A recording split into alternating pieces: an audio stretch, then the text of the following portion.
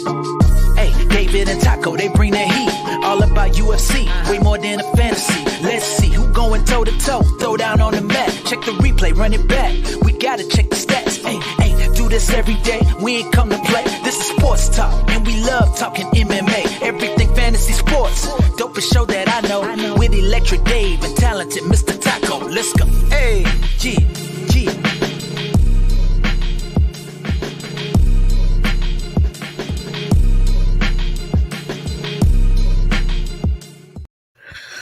What's up, everybody? It's the talented Mr. Taco from the Daily Sporting coming to you with another episode of This Week in Fantasy Basketball.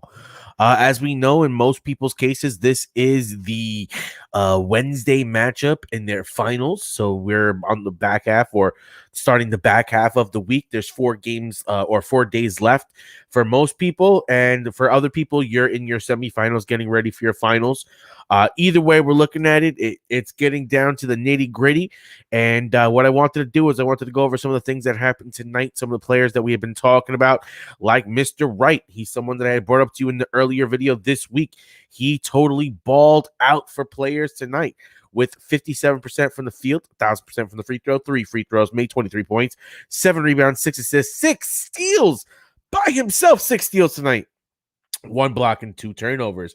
He's been absolutely on fire since Halliburton went out with his injury. If you look at what he's done over his last couple of games, he has 10 steals just in his last 2 games, 5 blocks just in his last 2 games.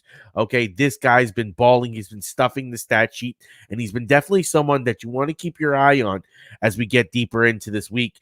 The one thing about the Sacramento Kings that you have to like is that they have games on the 7th and the 9th, so they still have 2 more games left. So that's going to be very, very, very interesting for them. I think that's going to set them up for to be a good team or a good player to look at going forward.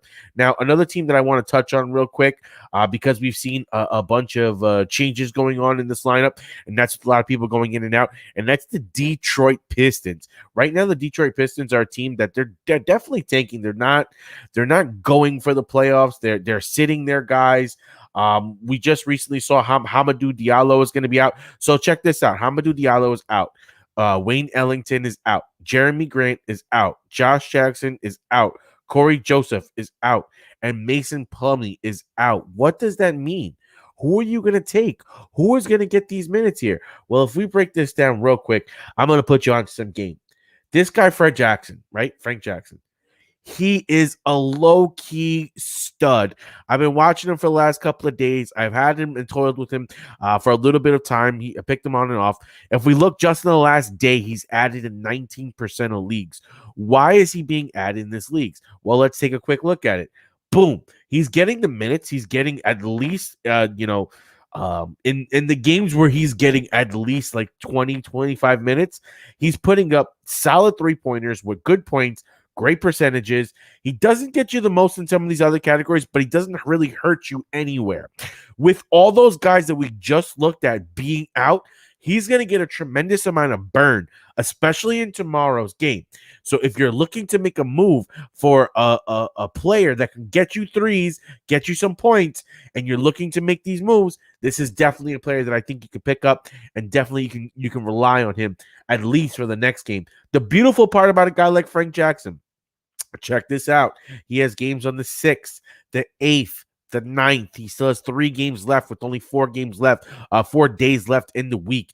Definitely a great player that you want to target if you have the opportunity to, because he'll be able to probably help you out.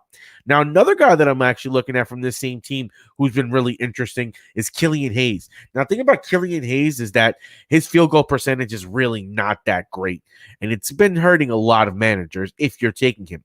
But if you look at him just from an assist standpoint, he's getting you at least 5 assists per game in these games.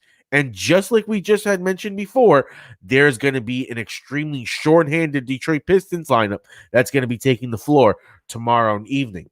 So that's definitely setting up great volume plays and great daily plays for these 2 guys. You know, I'm looking at Stewart should have a good game. Bay is going to have all the opportunity in the world to have a good game. Jackson, Demboya has been really interesting. Sekou, in his last game, he got 34 minutes with the expanded role. He definitely put up some points, got you some rebounds, was a very solid player for them. So I think that's definitely something to keep in mind. And another player that, if you're looking at a potential upside play, he's definitely someone that you can look at and get some good value from. Okay, then real quick, where we can go to is the Orlando Magic. Now, the cool thing about the Orlando Magic is that they're another one of these teams that we were talking about before that they're not going to be making the playoffs, so they don't really have much to play for. So what that means is that they're giving an opportunity to some of these younger guys in order for them to get some burn. And what that means to you is that you might be able to snag one of these guys who normally wouldn't be that great, but in this week and in this time, they're getting some burn, so they're going to get some opportunity. One guy that I'm looking at particularly is RJ Hampton. If we look at what RJ Hampton's been doing just in the last day alone, he's up 20%. Why is he up this percentage? Well, let's take a look. Minute-wise, he's definitely taken that next level in minutes. He's gone from taking from 25, 20, 23, bam, now he's hit 30, 33, 31 minutes in his last 3 games. He's starting to take over from Cole Anthony, it's looking like, as being the guy who's going to really get some of these minutes and get some of these opportunities. If we look in the last 3 games alone, he's hit at least 1 3-pointer. He's gotten at least 16 points, and he's stuffing the stat sheet. He's getting you some blocks, he's getting you some steals, and he's getting you the assists while not turning the ball over crazy. This is definitely a guy that, if you have him available on your waiver wire, it's a very interesting ad. Now, he only has 2 games left in the week. He's playing the 7th and the 9th. We can't guarantee what's going on with his minutes, but if you're looking for a player with some upside, I definitely like RJ Hampton going into this weekend. Now, Cole Anthony, like I was saying before, Cole Anthony is a little bit on a downtick. He had been really revving up over this period of time. But if we look, in that Detroit game, his minutes started to go down. In this Boston game, he didn't have the most minutes. Now, the question is the coach starting to transition to RJ Hampton? And that's why we're seeing this shift? That's going to be something that we're going to have to really monitor and look at over these next couple of days. But I know that a lot of rosterers and players right now, we only have, the 4 days left. So it's going to be very interesting. It's going to be very crucial what your decisions are, because there's a lot of players that are out. There's a lot of players that aren't performing. I'll do a quick tour of San Antonio, because that's becoming a shit show real fast in San Antonio. A lot of guys that we've been relying on are going down. So we're going to have to figure some things out and piecemeal this together. We already saw Brandon Ingram went down in the Pelicans, and we're gonna hit on that next.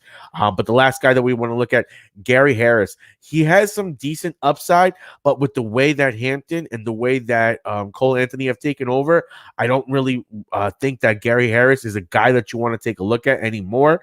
A guy like Mo Bamba has been going off lately. If you can grab him, get him. He's been great. He's up +5 in his last couple of days, or just in his last day. If he's still available in your league, definitely make the move. And then, as we see here, Wendell Carter left on Wednesday with an injury, which is going to open up Mo Bamba even more for some bigger plays over the weekend. Definitely good for DFS as well. Mo Bamba, I like. Now, Iggy was a Knick, which is very interesting. I think he has a decent amount of upside. We don't really trust him defensively. He couldn't get minutes with us, but he is a shooter. He can put up points. In a desperation, maybe you could grab him, but you have to be real desperate in order to grab Iggy. But again, he does have some decent upside because he is a scorer. He can hit those threes. So again, if you're desperate, that's someone that you can look at. Now, real quick, let's talk about the shit show that is San Antonio, because what the fuck is going on? Excuse my, I don't mean to curse. I'm sorry, but it's really frustrating if you're a rosterer, especially like me. I am a DeJounte Murray rosterer, right? Tonight versus Utah. This is the second game that they played. First game was last week, or not last week, but on the 3rd. The second game was today. They totally dismantled the San Antonio Spurs again. And what this done is to the rotations has completely freaked me out, because I just don't know what to think of. Now, if we can look at today's live setup here, let's look at the 3-pointers made. We have Samanak, who has the 2 3-pointers made. No, everybody else made 1 at max. Lonnie Walker, who was starting to get going, completely hit the skids on him, dumping him everywhere I can dump him. I cannot trust a guy like this. Now, the problem is that San Antonio has 3 more games left this week. So we want to try to trust them. Sorry, they only have 2 more. Nope. Yep. Nope. 2 more games, 7 and 8. So the cool thing is, if they stink by Saturday, you can at least drop them and pick up someone else for Sunday. So they're fallback, dump off guys. But this is getting scary. Jacoby Patel, he's reached the point of you can drop him. If you have a hot free agent that you can make a move on, it's time to drop him. He's really not producing. He has the back-to-back on 7 and 8. I would say that, unless you really find someone that has some good upside, you might want to hold on to him until the 8th and then drop him. The 8th is Saturday. So again, that sets you up for a Sunday free play. Jang isn't getting any of the burn. He ain't putting it up. Let me just take a quick look here and see. Rudy Gay, we were looking at him as being a potential upside guy. He totally flamed out. Okay. Where is the other center that they have? Eubanks. Oh, great. So Eubanks, a guy that I've been watching for a decent amount, as you see, he actually had a really good game, 14 points, 9 rebounds, 2 blocks. I really hope that this is not trending towards a situation where he becomes relevant, because they have him as like the 3rd string guy. And if they're doing this, it's going to be a really bad week for us, because in most people's cases, we have limited moves. So we're kind of, stuck here with what's going on. Vassell had an interesting game. He did pretty well, and he's getting, his minutes up there. So he might be one of the guys that, we look at going into that 7-8 dub back-to-back. But, I mean, damn, Murray just did not do good today, and that was a bad sign for us. Now, just going real quick through one last team I wanted to hit. We did Orlando. We did San Antonio. We did Detroit. Oh, Charlotte. Charlotte is another crazy situation because of everything that went on there. We saw a couple of more guys go out with the COVID-19 and injuries.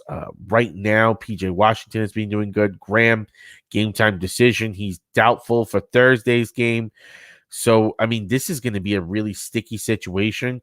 I think this has set up for Jalen McDaniels to definitely step up and have an opportunity to be really solid, to get you some solid play just because everyone is out. I think Monk is now going to have an opportunity to play some solid minutes, and he might be an interesting upside play, because if you look at the Hornets, they're playing games on the 6th, 7, and 9. So they have 3 games left for the rest of the week. If all these guys are out, because we're looking at Miles Bridges is not going to be there, who is getting a significant amount of minutes, 35 minutes a game. You're looking at Graham is going to be hurt. There's no Hayward. It's going to open up minutes, and it's going to open up shots. And a guy like Monk, I feel like, is going to have an opportunity where, he could get hot and put up some points.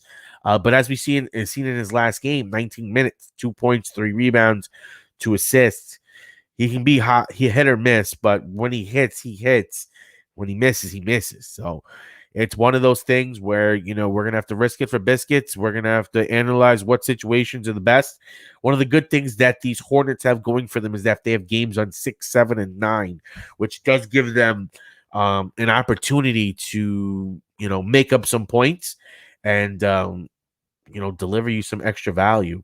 Now, the last thing that I did want to touch on that I did see last is what happened in Memphis. So with the Memphis Grizzlies tonight, Grayson Allen left with an injury. He only played 6 minutes.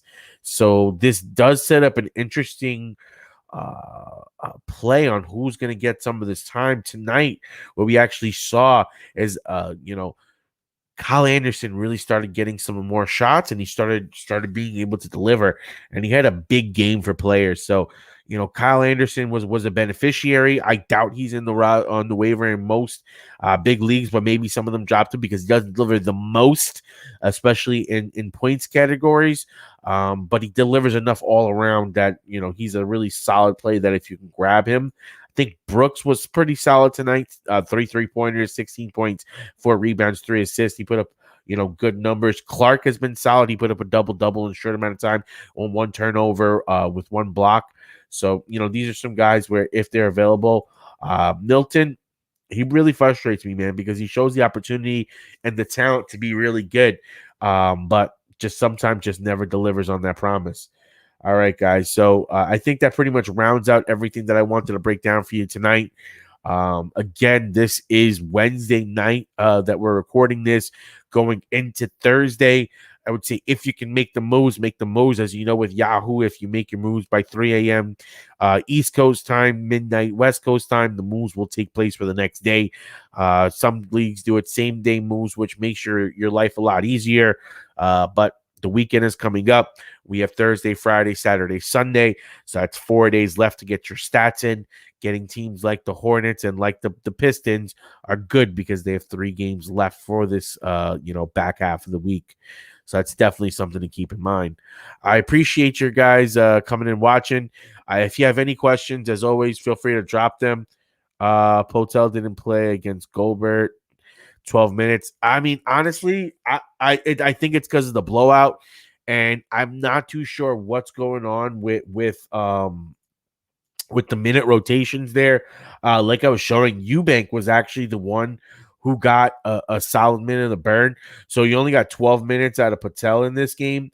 Eubanks actually played 21 minutes. And then lastly, Jang played 13 minutes. So the standard deviation with minutes was a little weird. And if we look at what's going on with Patel or Patel, his minutes have really started to dip down since he took since on the second when they rested him. He hasn't really been the same. Although he had started to show like every other trend of like not doubling or not really delivering. So it looks like he's on his back half. It looks like he's on his last legs. Unless you got a guy, if you could get one of these guys that are playing 3 games and drop Patel and pick up one of these guys that have 3 games, I would advise that if you can. But I mean, for this back-to-back, Sacramento, Portland, he could maybe do good, but right now it's too much of a risk, I would say. I would eject him in most situations unless you're really limited on moves, and then what you do is you wait out the 7 and 8, you wait out that double, you pick up somebody for the Sunday, and just maximize your ability to put counting stats up, because in categories-based leagues, that's what it's all about. I just recently made the move on Killian Hayes, and I made the move on Frank Jackson, because you know what? I need to try to catch up with guys like Ingram out, Powell's out. Murray just threw up a dud. Chris Paul threw up a dud. The Suns got washed by the Hawks, which was crazy to me. I was expecting a really good game from Paul, but that's what you get. But with that being said, I'm going to do another one of these tomorrow night, Thursday night. We'll go over some of the box scores. We'll go over some of the highlights of the players that are really going up, and make sure that everyone's set for these finals, because we're here. We're knocking on the door. And next week we won't go as hard, because I know most people aren't doing the finals. I will be, but I'll break down a couple of coverages. I might do 3 times next week, and we'll really start focusing on getting baseball ready and baseball up and running. But with that being said, I know most people are on their championships, so feel free to drop your comments anywhere on our social medias. We're on Instagram, Facebook, YouTube, Twitter. Make sure you follow us everywhere, because we have content coming from you from different perspectives, with a bunch of analytical information to give you reasons why we like certain players, and just giving you some of the trends to ride, because at the end of the day, that's one of the things that really matters when you're winning, and how you build your fantasy teams, especially in categories-based drafts and in points-based drafts, because at the end of the day, you want the hottest players and then to score the most points to get to win the most games and get the most money. That's what this is about. We're about helping you win that money. So while we get that money dance going on this weekend, I'm going to leave you with my favorite song on the way out. Peace out, everybody. Peace. Oh, I like to end it like this. I am the talented Mr. Taco. This is the Daily Sporting, and we are out. Peace. Hey, David and Taco, they bring that heat. All about UFC, way more than a fantasy. Let's see who going toe to toe. Throw down on the mat. Check the run it back. We gotta check the stats. Hey, do this every day. We ain't come to play. This is sports talk, and we love talking MMA. Everything fantasy sports. Dopest show that I know. With Electric Dave and talented Mr. Taco. Let's go. Hey, yeah.